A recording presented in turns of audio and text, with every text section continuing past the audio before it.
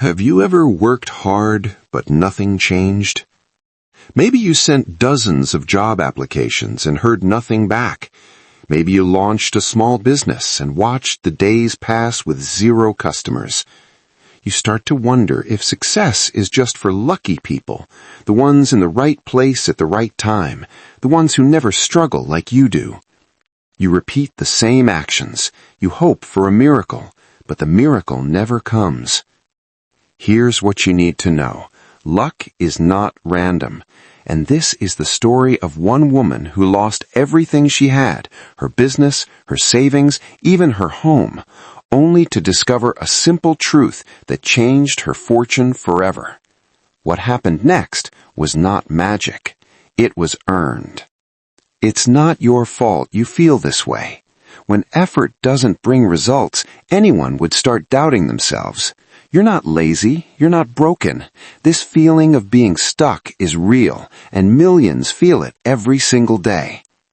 But what if I told you that luck has a formula, that fortune favors not the random, but the prepared? This is the story of Maya Sharma, a 34-year-old graphic designer from Bangalore, India. For 8 years, she built a small design studio from her apartment. She worked late nights, she skipped vacations, she believed her talent would be enough. Just like you, she thought success would find her if she just kept trying. Just like you, she felt invisible in a crowded world. She watched others rise while she stayed in place. She questioned her worth daily. She wondered if she was simply unlucky.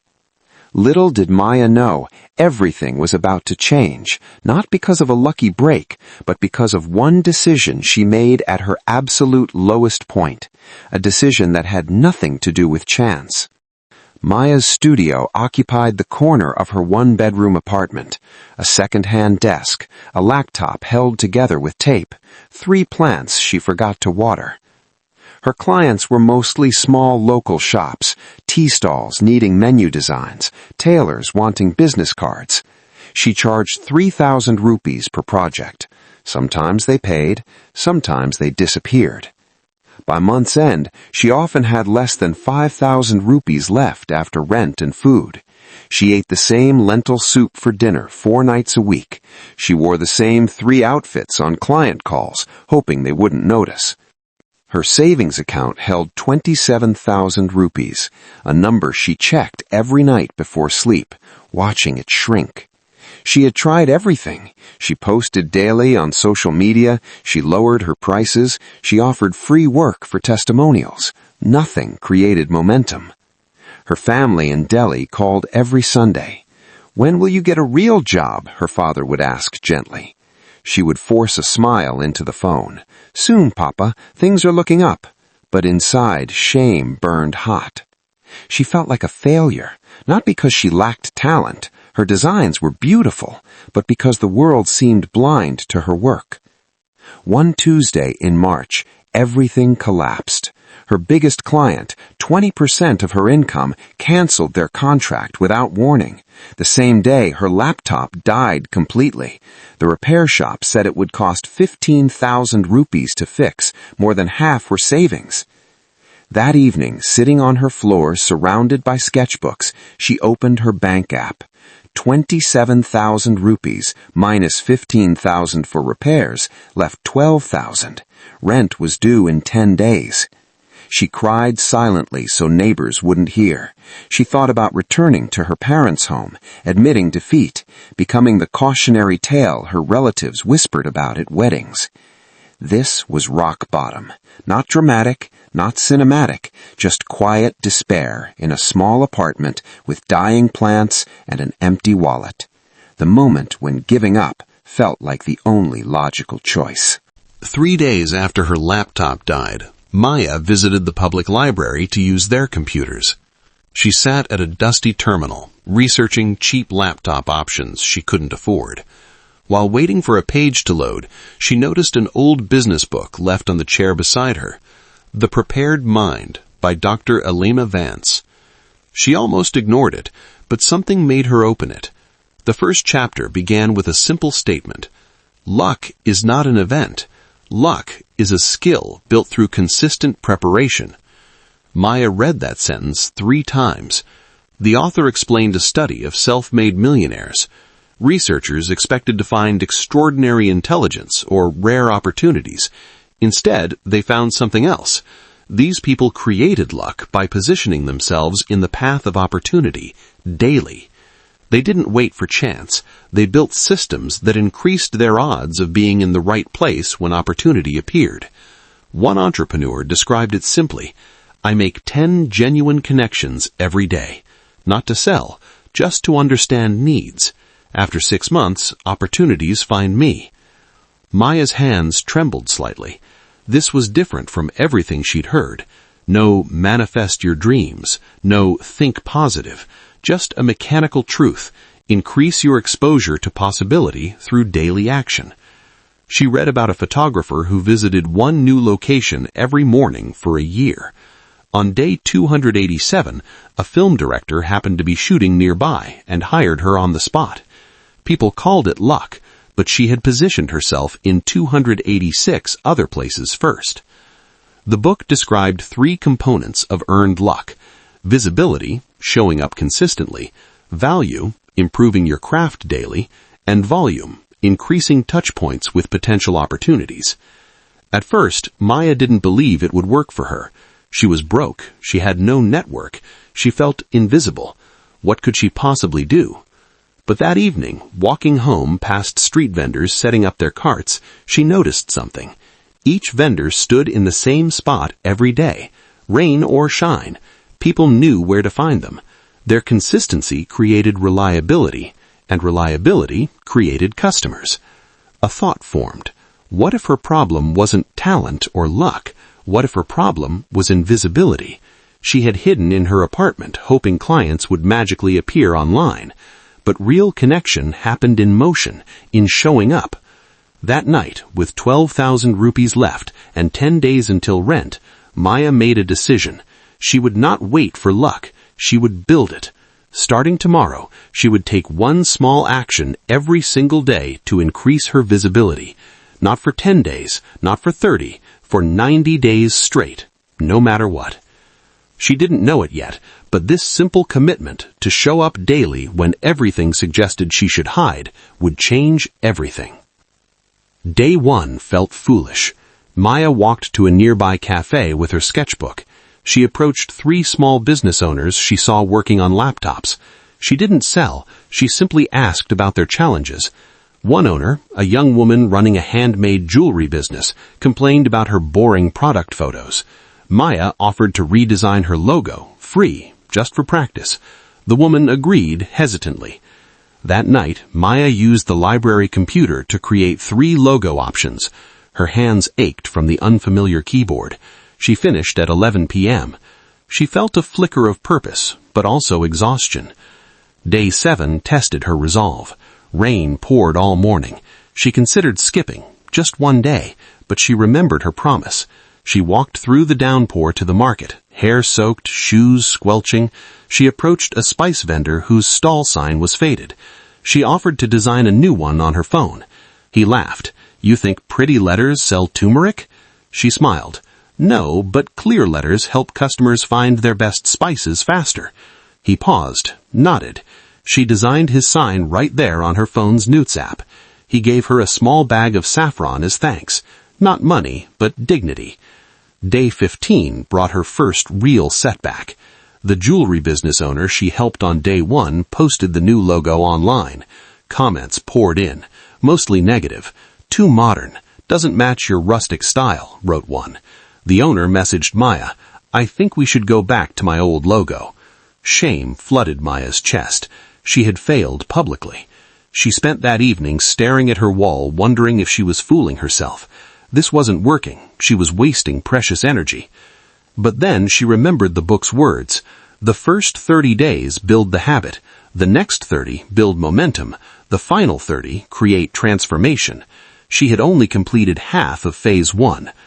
On day 16, she returned to the jewelry owner with 3 revised options, keeping the rustic feel but adding subtle elegance. This time, the owner loved option 2. She posted it. The comments changed. Beautiful upgrade. Now I understand your brand. The owner referred Maya to 2 other craft sellers. Day 28 brought external skepticism. Her cousin visited from Mumbai. Over tea, he asked about her real work. She explained her daily practice. He frowned. You walk around asking strangers for work? Maya, this is not how business works. You need a website, investors, a plan. His words stung because part of her agreed. Was she just begging? That night, doubt screamed loudest. She counted her remaining rupees. 8,400. Rent was due in 3 days. She had earned exactly 2,000 rupees from small design jobs in 28 days. Not enough. Never enough. She almost quit. She almost packed her bags. But she remembered the spice vendor who now waved when she passed. The jewelry owner who sent her chai every Friday. Small connections. Not big money, but real human recognition. She decided to continue, just until day 45, a compromise with her fear. Day 47 changed everything. Maya approached a small bookstore owner struggling with online sales.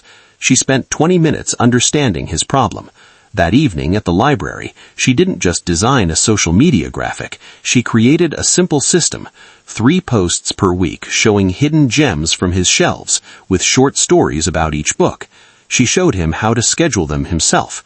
2 weeks later, the bookstore owner called her. His Instagram followers had tripled. He'd made more online sales in 14 days than in the previous 6 months. He wanted to pay her properly, not for one design, but for a monthly retainer, 5,000 rupees per month, her first retainer client. Day 60 brought momentum. The bookstore owner introduced her to 4 other small shop owners. She helped each with 1 small improvement. 2 became paying clients. Her daily practice evolved.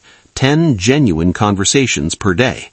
Not all about design, some just listening, but each conversation built her understanding of real business problems. Day 73 tested her physically. She developed a fever. Her body ached. Staying in bed felt justified. But she remembered day 15, when quitting felt logical, but continuing created breakthrough. She walked to just 1 cafe, spoke to just 1 person, a bakery owner needing menu redesigns. She promised to visit tomorrow with ideas. She kept that promise despite the fever breaking. Day 82 revealed the pattern. Maya realized something profound. She wasn't getting lucky. She was becoming visible. Each conversation built trust. Each small win built credibility. Each day of showing up built a network that now reached for her before she reached for them. On day 85, she received a message from a startup founder who had heard about her through 3 separate people in 2 weeks. Everyone says you understand small business. Can we talk? Day 90 arrived on a quiet Tuesday morning in the library. Maya sat at her usual library terminal. She opened a spreadsheet she'd maintained since day 1. Column A, date. Column B, conversations held. Column C, small actions taken. Column D, results. She scrolled to the bottom. 90 rows, 900 documented conversations, 107 small projects completed, 43 paying clients, and in the final cell, total customers served, 1,012. She didn't cheer. She didn't cry. She simply closed the spreadsheet and looked out the library window at the Bangalore traffic. For the first time in years, she felt calm. Not because she had money now, though her bank balance had grown to over 2 lakh rupees, but because she understood the truth. She hadn't found luck. She had built it, brick by daily brick. The real breakthrough wasn't the 1,000 customers. It was the shift that happened around day 68. That morning, Maya received 3 messages before 9 a.m. A cafe owner asking for menu updates, a clothing boutique requesting Instagram templates, a new client referred by the bookstore owner, all before she had even left her apartment. For the first time, opportunity found her. She hadn't chased it. She hadn't begged. She had simply become impossible to ignore through 90 days of quiet consistency. By day 75, something remarkable happened. The local business association invited her to speak at their monthly meeting, not as a struggling designer, but as someone who understood customer growth. She stood before 30 small business owners and shared her simple system. 10 genuine conversations daily. No selling, just understanding. One owner later told her, "You didn't teach us design, you taught us how to be seen." The financial transformation followed naturally, with 43 steady clients paying between 3 and 8,000 rupees monthly. Her income stabilized at over 1 lakh rupees per month. She moved to a proper studio space, small but hers. She bought a new laptop without checking her balance 3 times first. She watered her plants regularly now. They thrived. But the deeper change was internal.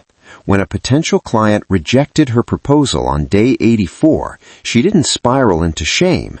She simply noted their feedback, improved her approach, and moved to the next conversation.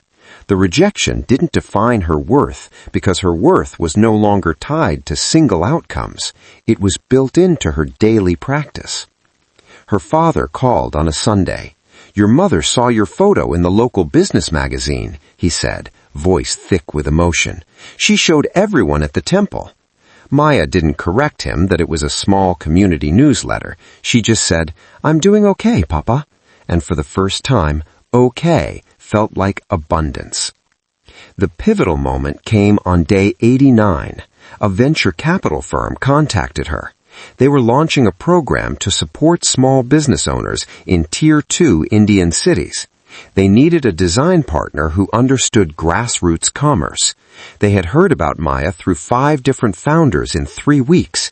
They offered her a 6-month contract worth 10 lakh rupees, not because she was the most talented designer in India, but because she had demonstrated something rare, the ability to create visibility from nothing, to build luck through action. That evening, Maya sat in her new studio as sunset painted the Bangalore sky orange.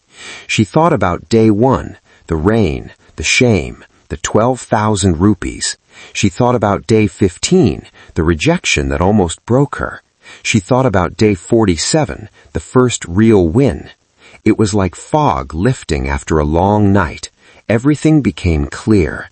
Luck had never been random. It had always been waiting for those willing to show up consistently while others hid, to prepare daily while others waited, to build visibility while others hoped to be discovered. She hadn't changed the world. She had simply changed her position within it.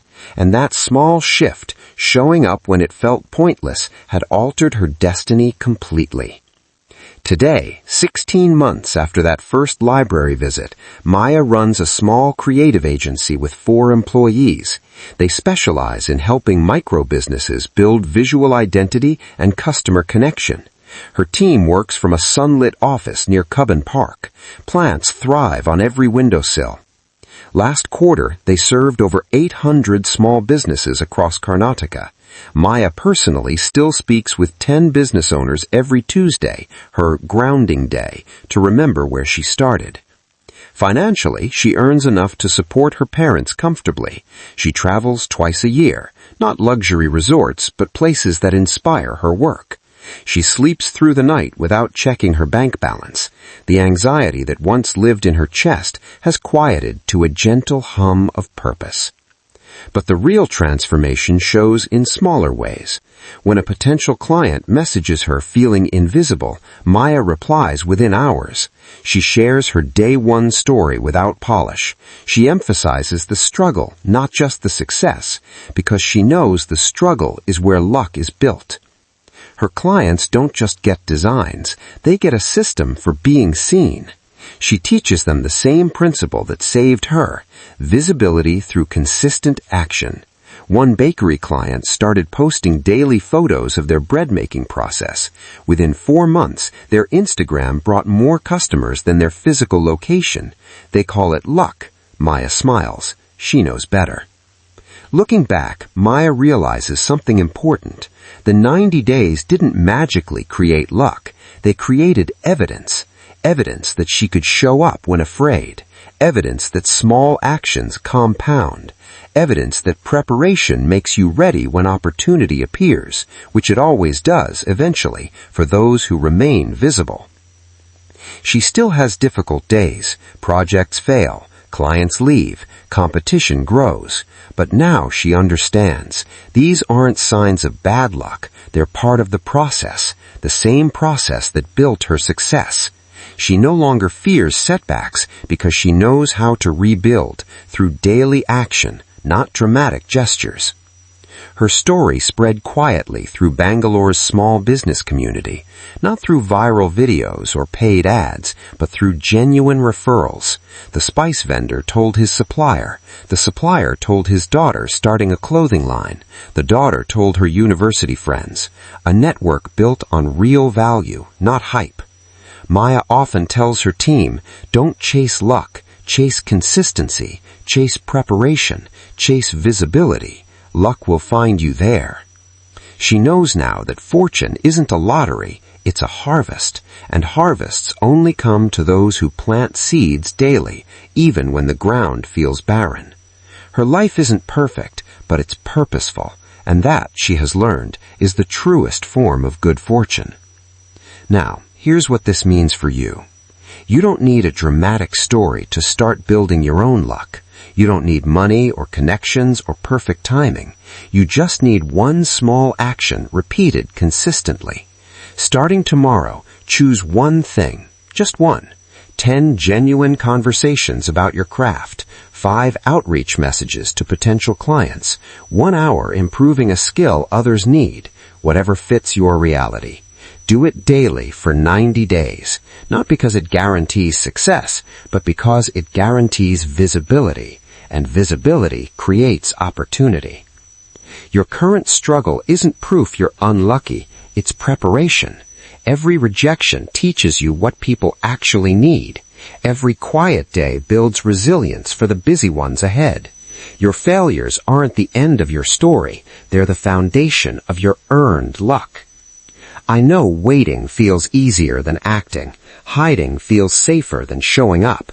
But luck never finds those who hide. It finds those who position themselves in its path, daily, consistently, patiently.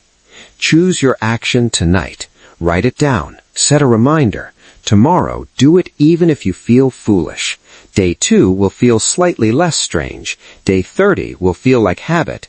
Day 60 will show small momentum. Day 90 might reveal a transformation you never expected. This isn't magic, it's mechanics. The mechanics of earned fortune. The mathematics of showing up when others quit. The physics of preparation meeting opportunity. Your story isn't over.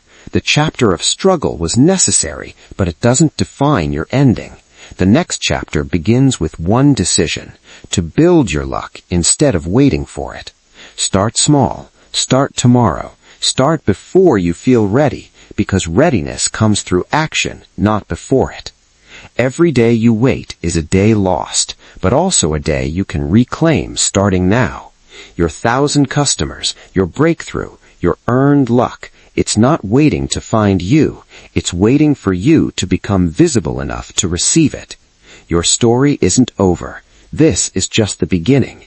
And the next chapter starts with what you do tomorrow morning. Just one action, repeated, until luck is no longer something that happens to you, but something you build with your own hands, day by quiet day. Stay for more stories that might change your perspective. Your journey matters. Keep going.